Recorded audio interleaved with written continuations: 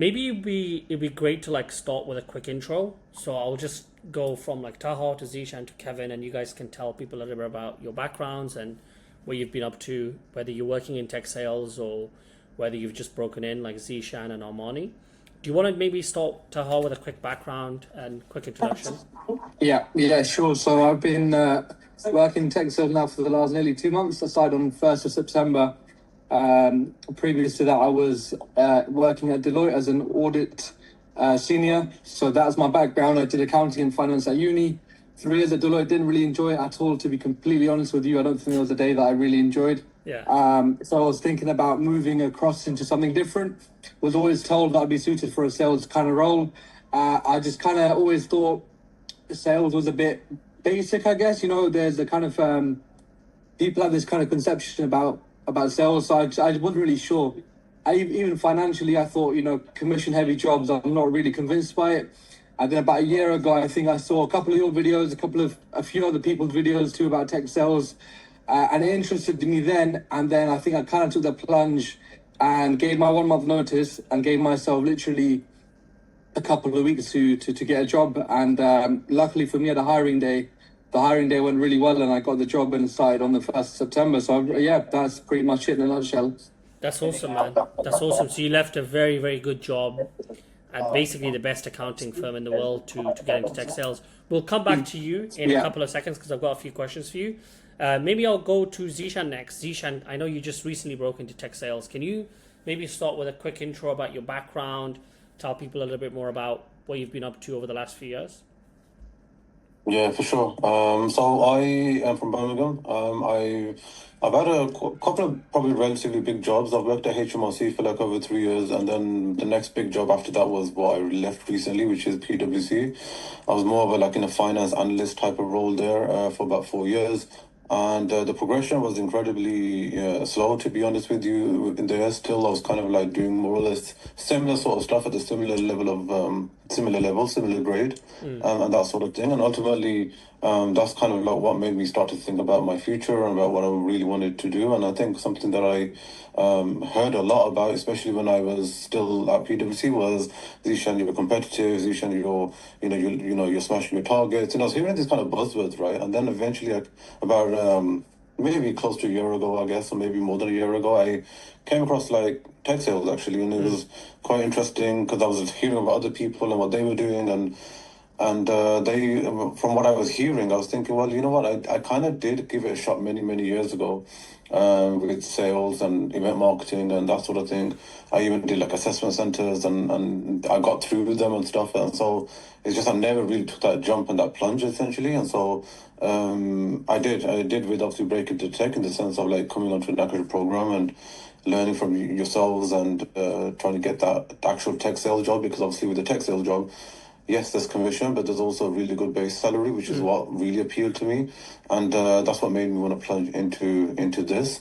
And then eventually, as I was doing it, and I ended up getting 2 offers, one at AlphaSense and one at ZoomInfo, all in a matter of a week. It's just it's that analogy of 3 buses or 2 buses, I guess, coming at the same time. So that's really what happened with me.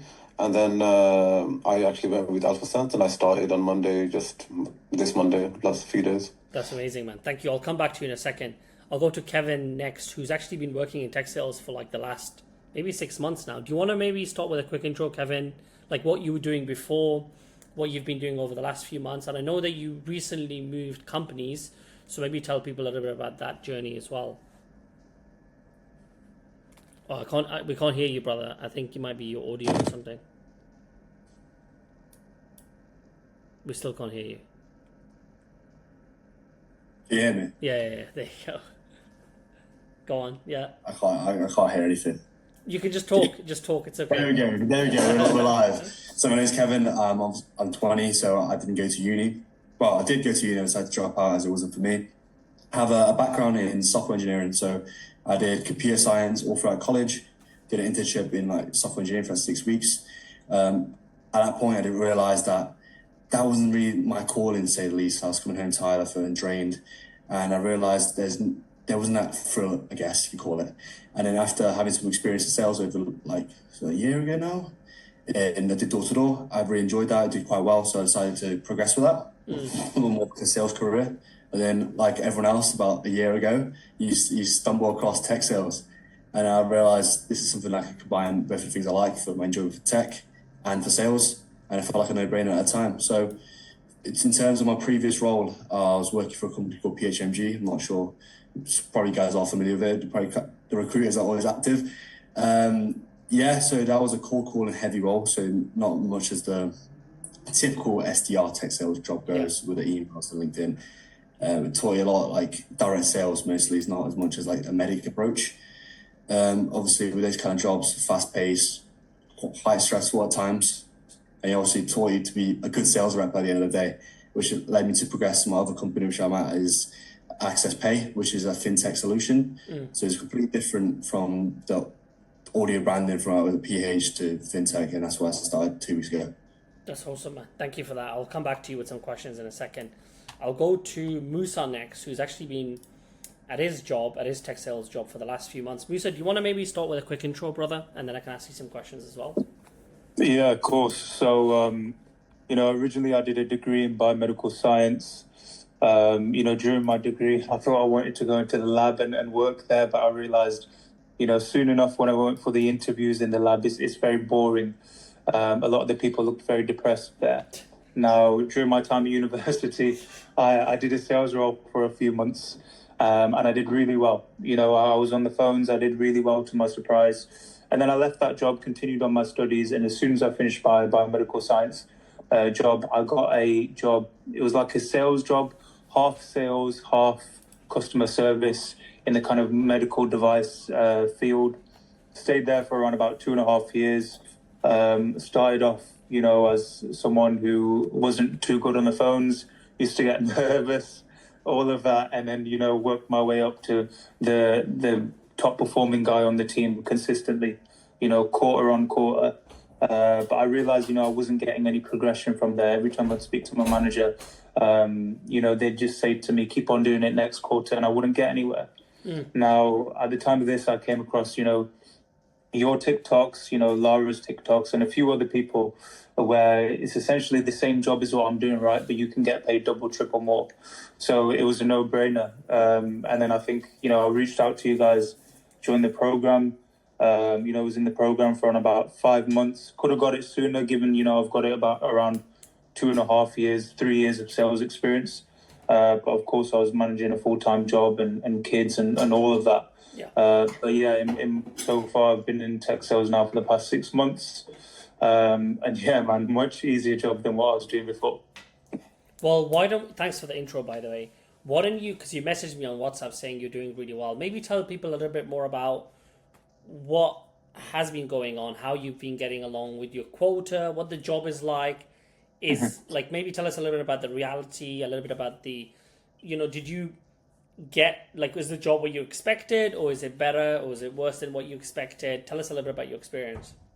Yeah, of course. So the job is, in some ways, is better than what I expected. You have to realize, there's so many different types of cold calling jobs out there. There's so many different types of sales jobs.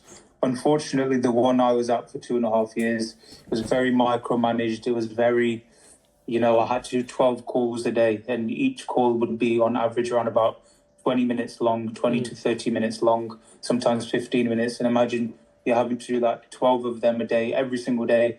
If you miss a day, it adds on to the next one. So that was, it taught me how to handle pressure and a very high workload. Whereas, within tech sales, within this job I'm at now, you don't get told what to do as much. Of course, it depends on the company, depends on your manager, but how your day is structured is, you have a full flow of how you want to structure it. It's up to you whether you want to spend an hour on emails or an hour or two on LinkedIn, on the rest of the day on the phones, or whatever it may be. Now, in the role that I'm working in, if you book one meeting a day, you're doing fantastic. And that's what I managed to do quite quickly. I managed to just book one meeting a day. Of course, it helps the company that you work for. I'm currently an SDR for QuickBooks. That is an accounting software. I don't know if you've seen them on the adverts on the TV at the moment. So very well known. Yeah. Now, I am pitching to accounting firms. Of course, they're going to know QuickBooks because they know all of the other softwares out there. So that makes my life a lot more easier. Now, why am I doing so well is because, you know, I'm able to communicate very effectively, very clearly, but also read the room. These are skills that, you know, I got from my previous job for 2.5 years. And also, you know, I'm a very detailed thinker. You know, I'm very self-aware. So these things helped me very well. So, you know, I noticed I was able to book a meeting every day, you know, very easily. But I didn't just stop there. Even though, yeah, I'm new and yeah, I'm booking a meeting a day, which wasn't expected. I was pushing for 2 meetings a day, sometimes even 3. And, you know, everyone saw that. There were times where I'd be trying all day, I couldn't get a meeting. And even though the workday ends at 5:30, I'd still be dialing till about 6 o'clock. And when everyone's gone home or everyone logs off because it's remote, they can see 5:45 because we put it in our chat whenever you book a meeting. They'll see, you know, every week or some few days a week, this guy's booking a meeting at 5:30, 5:40, 5:45. To the which they took the mick out of me. They said, what's the secret? I said, there is no secret. You know, you just have to keep on going. If you don't get a meeting, you just have to keep on going. Now, this wasn't to kind of impress them. It was just for my own ego. It was just for my own, you know, standards. So long story short, you know, I was doing really well. It's quite easy for me. So what I realized is I need to show I can do more. Otherwise, I'm just going to be seen as just a guy who can only be on the phones. So, you know, whilst I was doing this, obviously I was learning, you know, how to use Salesforce within the certain campaign that I'm on and how to do, you know, all the processes and stuff. Now, I'm very process driven. So I was able to, you know, take the processes in. When we had the training sessions, I'm listening properly. You know, I'm asking questions that other people aren't asking. And they're picking up on this to the point where, you know, we're having 2 more people join the team, 3 more people join the team. And, you know, I mentioned to my manager in our one-to-ones that, look, you know, I don't want to be on the phones forever. I'm more than happy to help out. And they can see that I know the process well and I'm doing the job well. So it makes sense. So, you know, they tried me out on one person. I onboarded him for 1 week. You know, they saw that went well. So then they gave me a few more. And just like that, you know, within the space of a few months, you know, I'm hitting my target. I'm overachieving. I won Employee of the Month August. I think I had about 22 meetings sat. But at the same time, you know, I'm onboarding new people. And I'm doing like a week of onboarding per person. I'm running training sessions for them as well, teaching them cold call techniques and call quality and all of that. And look, I'm no senior SDR yet, and I'm not a team lead yet, but it's these kind of things that, you know, you want to showcase if you don't want to be stuck on the phones forever. That's the kind of mistake I feel like I did my old job, where, you know, I thought if I just did really well on the phones, I'd be picked or I'd be noticed. But, you know, I learned it the hard way that you also have to do your job, but you also have to show that there's other parts of you that you can do as well. That's awesome, man. That's awesome. Thank you. I'll come back to you, Musa. That was a really, really good answer. Maybe I'll go to Taha, who you've only been in your role for the last month, maybe. Why don't you 2 months now, yeah. Oh, 2 months. Okay, wow, that Yeah, flew nearly by. 2 months. Why don't you tell us a little bit about your experience? Again, similar question to what I asked Musa. Is it what you were expecting? Is it worse? Is it better? What's your experience of tech sales now? Would you do it again, knowing what you know now?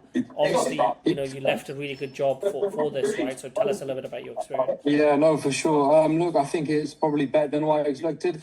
I went in a little bit blind because I didn't know too much about the company. All I could really go off was the hiring day, the people I met there from the company. So that was the only confidence I could take in. But from day one, I think the people really make a big difference. I think if you've got a good atmosphere, if you've got managers who are really supportive and want to help you just not hit target, but also grow personally and develop, that's really helpful. My role is it's a 360 role. So I do prospecting, I book the meetings for myself, and then I do the meetings too. So it's a 360 role, and it's quite challenging in that sense because I don't get rewarded for booking meetings. I could book, 10 meetings a week, and if none of the demos convert into a sale, I don't get any commission. So the SDRs sit just underneath me. and then I deal with deals that are underneath £3,000. And then the BDMs, the business development managers, or the account executives, if you like, they will deal with the larger deals. And so far, it's been good. It's been tough because, again, like I said, you have to do the cold calls. So you've got to do maybe 50 calls a day. Then you have to do the email follow-up. You have to do the admin stuff. You have to do the demos, and you've got to create the deals, make sure they're signed. So it's a lot of intensity, if you like. But at the same time, I think that it's the fastest way to learn and grow. And it's quite a privilege to be given that level of responsibility. And so far, it's been rewarding. We're on a ramp target at the moment. The first month we didn't have a target, so I made 3,000 in sales. The following month, which is this month, I'm just over 10k. The target when the ramp is over is 17k. So in the second month, the ramp target was 4.25. So it's 230, 240%. So yeah, it's been really good so far. There's a lot to learn. I think my biggest takeaway is you get weekly feedback with your manager. You listen to your calls, you listen to your demos, you look at what you can improve on really, really frequently. And having the chance to reflect on where you can improve really helps you grow in a short space of time. And it's not just for the job, it's for your personal life. One day, if you have a business, one day, if you might have a software company, you know how to sell the software. Yeah. That's awesome. Very happy to hear that you're doing well and that you're happy with the role. Kevin, what about you, brother? How were you getting on with your previous SDR job? How were you getting on with targets? What are some of the maybe a little bit of a different question? What was like the hardest part of the job, and then what was the best part of the job for you when you were there in your previous role? Great question, Bilal. I would like to say the previous job, it was quite intense. So like when I was being intense, you have to be there at like 7 a.m, do source for an hour and a half unpaid, and then your leads, you have to get at least 2 meetings a day and 150 minutes talk time. So it was quite fast paced and quite a demanding job. That'll probably lead on to like the hard part because you're very micromanaged, but also it drives results at the end of the day. It's a proven cycle and it works well for that company structure. In terms of the best part of the job, the commission structure is literally perfect. The way they work, the way they operate, being in such a fast-paced environment, if it gets 200% of your deal sizes, get commission on top of your commission, it just compounds. And then with that being said, the incentives are great, like achieving high, go to high achievers, go to all these events. It was great. That's awesome. I remember on WhatsApp you were saying some people there were like making multiple six figures. What was tell us a little bit more about that. You know, tell us some exciting numbers. How much were people making? They're the best sales guys. I think even I love learning more about how much people are making. So it depends. Like, let's say the average, if you're hitting targets, you're at least up 50k minimum. Let's say the top level, obviously your basic goes up if you hit every 3 months. So it goes up by £1,000. It gets to tier 7, like they call it senior 7. It'd be at 40k basic as an SDR. And every time, let's say your deal comes in, you get paid the first month, because it's a 36-month contract, £500, which is a good, decent order value. You get £500. If you hit 1.2k, which is 200%, it gets doubled. And then you get something called peak state. So it's like 7k, and then the percentage of your deal size goes towards that. And then after 1k, you get personal best. So anything over £1,000, you get paid on top. And then, as you can imagine, that could compound. So realistically, some people, top earners, could be taking anywhere 10 to 15k a month. The BDMs, like in terms of like a normal company, it'd be like enterprise sales. So they get 3 times of what we earn for every deal they close. And as you imagine, they're taking home at least 30, 40k, top earners 500k a year. But yeah, so it's quite a crazy concept in terms of like how fast its turnover is, completely direct sales. Let me ask you another question. With the top earners, what were they doing? Was it an experience thing? Was it a skill thing? Was it a tactic thing? Was it like connections thing? What were the best guys doing to make 500,000 a year? What were they doing that no one else was doing? To be honest, in terms of the BDMs, a lot of times customer experience, but also how you approach the sales. At the end of the day, these guys have been probably, they know us, they love us or they hate us or they can't afford us. And then for one of the reasons, identify what the reason is and finding out how we can make a good conversion sale. Obviously, if you book it in like quicker, it's obviously going to have a high interest rate and you get on the curve. Because in terms of the product, it's not a no-brainer. So it's not like a SaaS solution. So it depends on the emotional side of things. It depends on the company size. Because at the end of the day, your level with them, it's a message on the phone. It's not going to make you lose sleep at night, but that's how it's our job to convince them and get them in the diary. And then from there, the BDMs, they're basically trained killers at that point. If you get in front of them, if you say, if you don't let, they say, I'm going to meet, they'll come in, they'll sit down, next thing you know, sign a 6-month contract. That's awesome. So very aggressive, very, very like fast turnaround. Yeah, which is a lot different to where I'm at now, which is more like the enterprise like sales. So it's like we told you to find typical sales bros type of office. 100%. I love that. I love environments like that. I think it's really fun. Awesome, bro. Maybe I'll go to Armani actually. Who can you tell us a little bit about your background, Armani, and then maybe tell people like the tech sales job that you landed, and and then I can ask you some questions as well. Yeah, of course. So a little bit about my background is I've been in predominantly senior positions. So a lot of my experience has been in the technical world, technical industry, SaaS products. So working within BT, Metropolitan Police, and also DXC, which is a huge tech consultancy as well.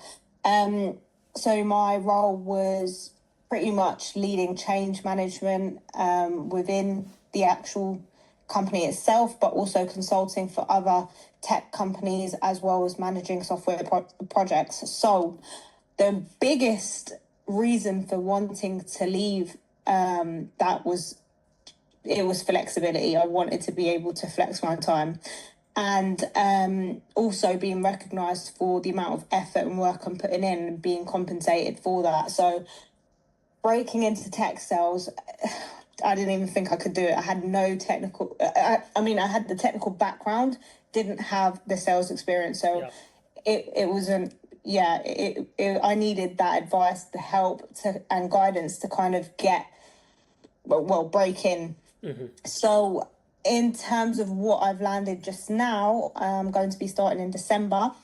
I'm with a company called Ignite, who are a cloud management software company. They're direct competitors with Microsoft right now, and I'm on a base of 40k, but OTE is matching my senior project manager role, which is insane considering I'd be a junior SDR, and they know that. What's the on target earnings again? 55, 65? So right now, in terms of my senior management role, it was at £60,000. So on target earnings for the role that I'm in is pretty much matching that. Awesome. That's amazing. Maybe I'll go back to Musa actually, because Musa, what would you say? I don't know, like, because obviously at your company you change companies, right? You hop from one to another.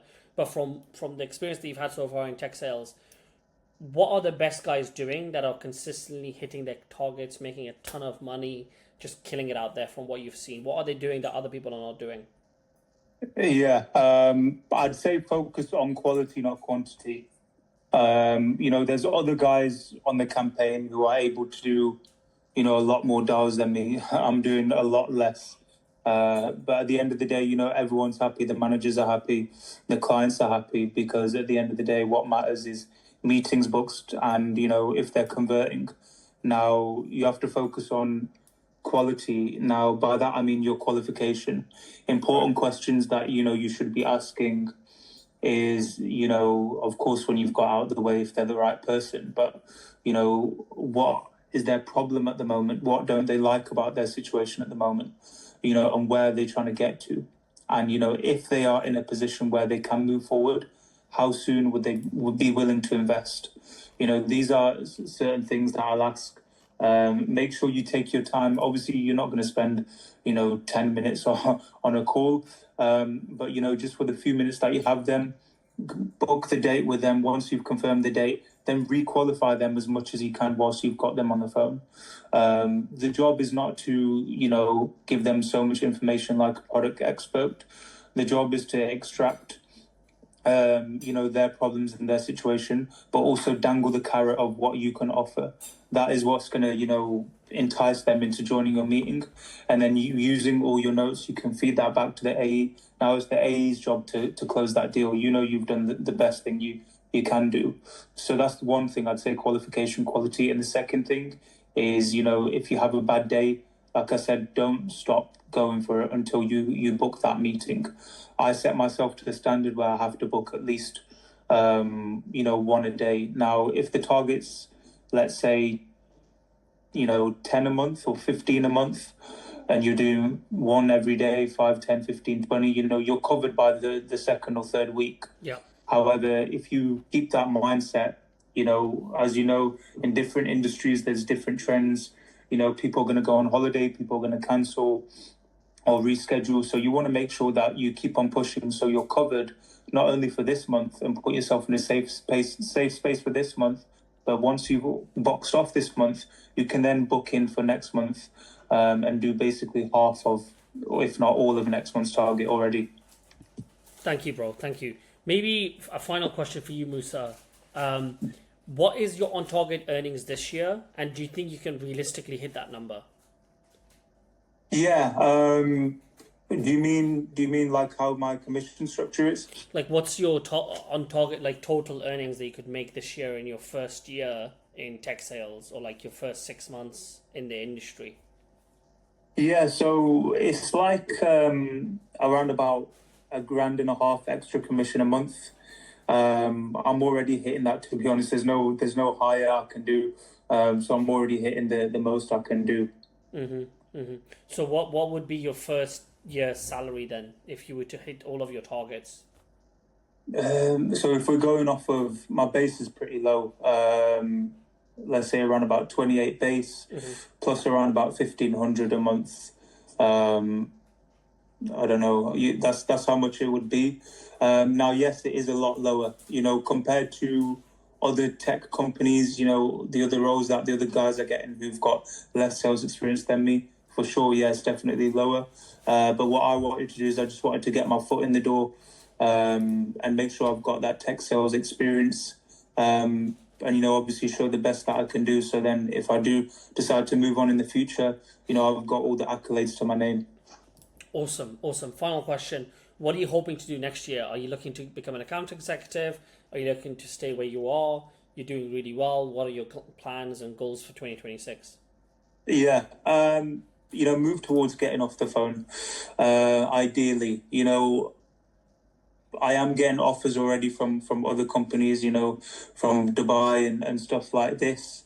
So for now, I'm just blocking all that out, focused on my role, doing the best I can. You know, bear in mind, I've only been here 6 months, and ideally you want to be in a role at least a year to get somewhere. So, you know, once I've been here for a year, if I see any scope, if I see any opportunities, I'll stay. But if I see, you know, look, this is a dead end, of course, I've got a year's worth of tech sales experience with me of smashing quota and onboarding people as well. So that's just going to make me stick out when I do apply for the next job. Awesome, man. Awesome. Thank you. Yeah. Maybe, so we've only got 9 minutes, guys. So I'm just going to quickly go through everyone and ask some questions. Taha, what are your top 3 tips to break into the industry? And then what are your top 3 tips so far for actually doing really, really well in your tech sales job? I think to break in, the first step is to take the step to get into it. Like once you've committed, like actually commit. And commitment means mass applying. It means going through the program, doing everything you're, you know, telling your students to do. And I think people underestimate it. People pay the money and say, "I've paid the money. It's all going to work out for me." And 6 months down the line, when they don't have a job, they're like, "Oh, why hasn't it happened?" But you have to put in the work. You can't kind of underestimate how much effort you have to put in. You know, the more effort you put in, the better your outcomes. To just prepare for the best, and you know you will have a good outcome come through. So I guess that's a couple of tips all into one, really. In terms of in the job, I think it's just show the eagerness to learn. Even linking back to the assessment day, I don't have much sales experience. I come from a completely different background, but you have to show the eagerness to learn and want to grow. And that's what they look for. They look for coachability. They don't just look for someone who is a polished, you know, final product. They don't want that. They don't expect it. And if you tell them you are and you don't have that experience, they will see right through it and they probably won't hire you. So be yourself, be genuine, and show that you have a real, genuine, you know, interest in learning and growing. So that's really the key thing. And similar to, I think most of them have said it, if you have a bad day, don't give up there. keep going, keep pushing, and even if you don't, for example, as an STR, book a meeting, come back the next morning, forget about yesterday. Today's a new day, and crack on. And again, like with the highs of booking a meeting or closing a deal, comes the loads of rejections, and it's part of the role. So really, you have to be really resilient. I think there is a high turnover of SDRs too, which is kind of unspoken about sometimes, where it's a great base salary or commission, but then 6 months later, the SDRs left because they couldn't handle it mentally. It was too much. They couldn't face the rejection or the setback, so they didn't really want to learn or grow as much as they, initially thought they wanted to. So it's just don't give up, keep showing up, make full use of the advice and the feedback you're getting from your managers, because they've been there, they've done it, they've been successful, and that's why they're your manager now. So take as much feedback as you can, never take it as criticism, and always just push to grow and learn and ask questions as much as you can. I love that answer, man. I think what I would add to that is that this career path is definitely not for the mentally weak. If you're mentally weak, if you can't take bullshit, then you shouldn't get into this industry. Thank you, bro. Top 3 tips for breaking into the industry, Armani. Just very quickly, because we've only got 6 minutes left. What would be your top 3 tips for breaking in? Because I know you broke in really, really quickly. What would be your top 3 quick fire tips for anybody with no experience to break into tech sales? Yeah, honestly, I just a bit of background, because I genuinely thought it was impossible. I was restricted in terms of LinkedIn, didn't have a presence, had some NDAs. I couldn't outwardly represent myself as looking for a job. So I would definitely say the mass applying worked up until a point it didn't. So what was important for me was having an idea of what I wanted in terms of a role, and editing and optimizing my CV to actually fit into those roles, then reaching out to people, recruiters, and the HR people of the roles to actually say, look, I'm interested, get on a call with me. Or if they had any apprehensions to me and my experience, it was actually speaking to them and, easing them into the idea of having me on their team. I think that really worked. Again, I would definitely say rejection happens. It was frustrating me, but it just takes one yes. It takes one yes, and that's it. Everything is smooth sailing onwards. So that would be my advice. I love that. Thank you. Kevin, Taha, Musa, what would be your advice, or like just your genuine, honest advice for Zeeshan and Armani just breaking into the industry and starting their jobs over the next couple of weeks? What would you warn them of? What would you tell them to do? What would you tell them to avoid? Because these two are just starting their jobs, right? So what would you advise them? Imagine you're their mentor. What would you tell them to do? I'll go first, if that's okay. I think they've broken into tech for a reason. They've secured their jobs, which is really, really good. And they've been chosen for a reason, so don't forget why. Don't let imposter syndrome kick in, because I think that's a really key thing too. Sometimes you think like, did I fluke my way in here? Should I really be here when, things don't go quite your way? So just have that keen attitude to just learn and want to grow, and they have it, I think, quite clearly, and that's why they're in the roles they're in. So just keep giving your best, and I think ultimately you will succeed if you give it your best. Thank you, brother. Kevin, what would you tell them? I would say the biggest thing I've learned, don't put all your eggs in one basket, especially when coming from, like, let's say, limited sales experience into it. You be banking on one big deal at the end of the month, and if it doesn't come in, you kind of stuck in the middle. So what I'd say is you just been there. So I'd say learn to accept that people will drop out, people will cancel, and expect it, and then just build your pipeline. And then just keep being on the front foot. That's the best advice I can give you. I couldn't agree more. I swear to God, like, sales is the craziest. It will make you into a champion, or it will turn you into like a loser, literally, because you think people lie all the time, people manipulate you, people tell you they're going to work and then they not show up, and then people say crazy shit, and it's just like unbelievable. So that's awesome. That's really good advice. Zeeshan, what are your top 3 tips for people breaking into tech sales? Very quickly, we've got about 2 minutes left. You got 2 job offers with no experience as a ex-finance analyst at PwC. So what would be your top 3 tips for people breaking in? I mean, firstly, you need to fix your CV and fix your LinkedIn, because those are probably going to be the first thing they're going to want to see. Secondly, you want to reach out to as many people and show that you're alive, right? So if you're on LinkedIn, show them that you're alive. Essentially, message them, call them if you can, obviously, and post some content. That's what I did a lot. That's what a lot of people know me for, and probably see my name and knowing them so much. But I was posting a lot of content, and that they would look at and then be like, okay, this guy is on it. And honestly, they reached out to me, right? Especially the Zoom Info guys. The manager reached out to me and he loved what I was doing and what I was about and stuff. And he's like, okay, I've seen your stuff for quite a while. You're on it. Let me invite you for an interview type of thing, right? And he gave me the job essentially. He wanted me, and but then this Alpha Sense one kind of came back as well. I wasn't supposed to go for that interview again because I did interview with them first back in March, but I interviewed with them again and they were like, actually, even though we've got the 6 month rule, like you can't apply again, it's like month 5 or something. We'll ask the manager was cool with it. And then I managed to get in that way again. So again, because of the relationships I've built over time, it worked in my favor now. So those are the tips I'll give you. That's awesome, man. Thank you, Zishan, for your time. Thank you, Kevin, for your time. I hope everything works out with your new job. Armani, thanks for your time as well. Taha, thanks for your time, brother. Really appreciate it. Sorry about the confusion, because I know I said it's tomorrow. I was trying to say it's today. And thanks everyone else for, I think Musa left, but just want to say thank you to him as well. I just have... Yes. We've only got 1 minute left, by the way. We've only got 1 minute left before the meeting ends. Does anybody have any advice for the content on LinkedIn to post out there? Don't use ChatGPT, please. I see it too much, and I know everyone else, all the recruiters see right through it. So make it genuine, make it like tailored to yourself, and that's the best advice I can give, because I see too many people using ChatGPT. Yeah, you have to tell a real story. So like actually think about like taking a real picture, using a real video. Never ever use ChatGPT. There's a LinkedIn content calendar in the program that you can use. But the meeting's going to end, guys. And Bav, you can ask that question again in the group. Maybe some other people will have advice for you.